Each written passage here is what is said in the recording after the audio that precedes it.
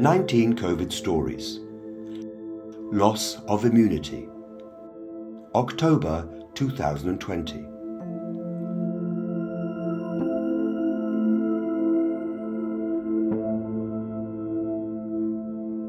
Congratulations. You're the new big boy in town. Most politicians might have felt uncomfortable on being congratulated for a success that profited from the suffering of others and the worst disaster since World War II, but not Nick Hadley. He had no doubt whatsoever that the outbreak of the COVID-19 virus was the best fucking thing that ever happened to him. Thank you. Nick Hadley returned the young press secretary's flirtatious smile and waited for her to continue. Between ourselves, Nick, I think your sudden rise in popularity has made the health minister a little, how shall we say, irritated, irked? How about pissed off? The press secretary let out a small peal of laughter and went on. He had to be talked into allowing you to front the press announcement today. Well, more than talked into it. In fact, told to by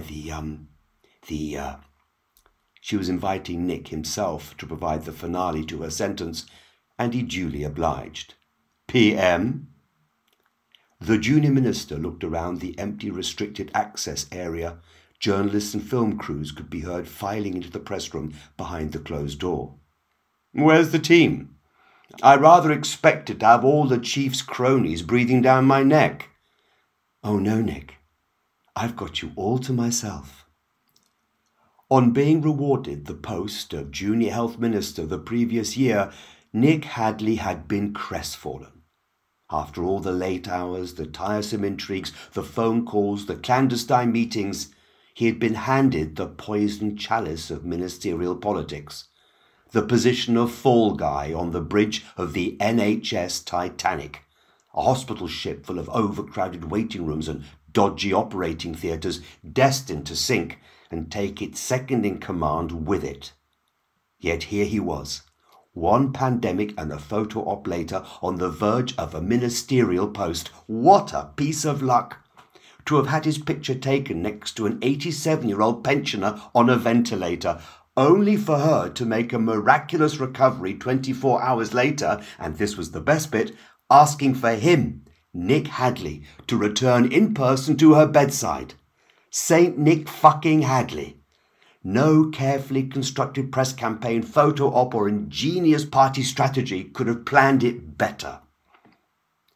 His next stop would be at the side of another dying patient, only this time he would be pulling the plug on that particular ventilator. Ladies and gentlemen, Nick Hadley, the new Minister for Health. So you've got your statement polished and ready to go? Want to try a dry run? Flushed with success and buoyed up by a series of pornographic images of the press secretary sitting at the appropriate social distance opposite him, Nick was in the mood for a little levity.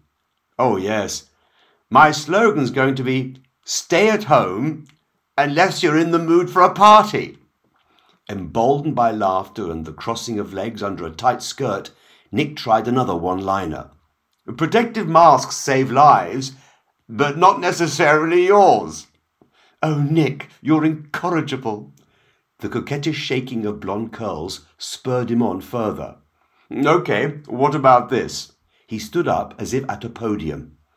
You can display symptoms when infected, or no symptoms when infected.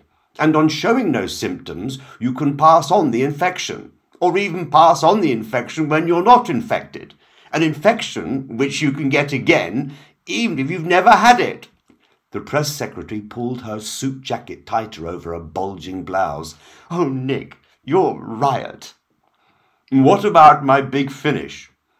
To achieve a collective immunity of 60%, we must all stay in lockdown and mix together as much as possible. A knock at the door signalled that the assembled press were ready and waiting. What about a good luck kiss? Nick Hadley moved slightly forwards towards the press secretary, who managed to make backing away look even more inviting. Whatever happened to social distancing? Okay, I promise not to use my tongue. Oh, go on, naughty boy. The pack's waiting. Nick Hadley gave her a wink and, turning smartly, left through the door. Alone in the room, the press secretary watched her new media star appear on the screen of the monitor mounted on the wall. It was hard to equate the sombre, formal bearing of the junior minister, now standing at the podium, with the rumbustious Hooray Henry who'd been fooling around in the room a few seconds before. As he began to read his statement, the press secretary picked up her smartphone from the table and touched the audio icon that had been recording their entire conversation.